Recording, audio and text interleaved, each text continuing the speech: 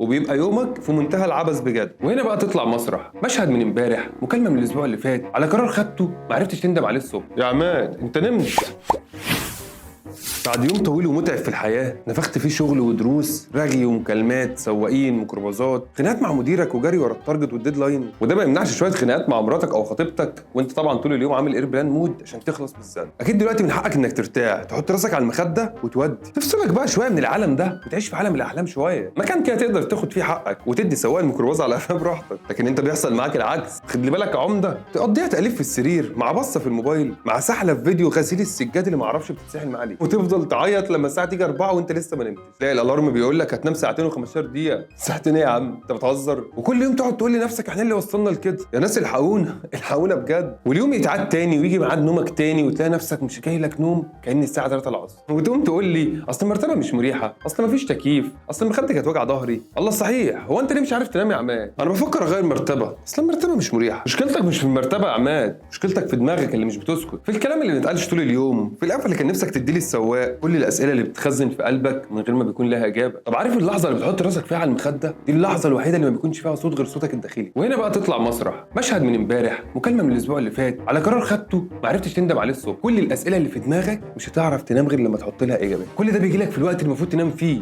وطبعا النوم بيخلع منك ويسيبك انت ودماغك بقى. يا عم خالد بسطها لي، انت كده مش هتخليني اعرف انام اكتر، قول لي اعرف انام ازاي؟ يا عم عماد اصبر عليا، انا مش بتكلم على الساعتين اللي بتنامهم في نص اليوم بعد العصر، تقول لي ده اليوم اللي حلت وسيبني انام نص ساعه وتسرح منك تجيبك لحد المغرب وتصحى لي بعدها في غيبوبه، ولا انت عارف انت مين ولا احنا رايحين فين ولا يومك ماشي ازاي، كانك اتولدت من جديد، وبيبقى يومك في منتهى العبث بجد. لكن انا بقى هقول لك، عارف امتى بقى ممكن تنام؟ لما تبدا تهدى، تعيش يومك مش تهرب منه، لما تواجه اللي مضايقك بدل ما تدفنه جواك، لما ترد على مراتك او خطيبتك تقول لها انا مش قادر اتكلم دلوقتي مش تهرب منها، لما تفضفض وتحكي حتى لو هتكتب في ورقه، حتى لو هتعمل فويس لنفسك. يعني باختصار فضي دماغك وتصالح مع نفسك وتصالح مع السواق اللي انت عايز تضربه بالقلم على الصبح ده. يعني من الاخر يا عماد، النوم مش رفاهيه، النوم هو البنزين اللي بيخليك تقدر تكمل. يعني باختصار انت محتاج ترتاح من جواك مش بس تنام. صح يا عماد؟ يا عماد انت نمت؟ طيب ما تنساش تعمل لي سبسكرايب وكومنت ومنشن لصاحبك وتقول لي رايك في الحلقات اللي فاتت والحلقات اللي جايه، هتلاقيها ظاهره تحت، هتلاقي اللينك فوق. شكرا.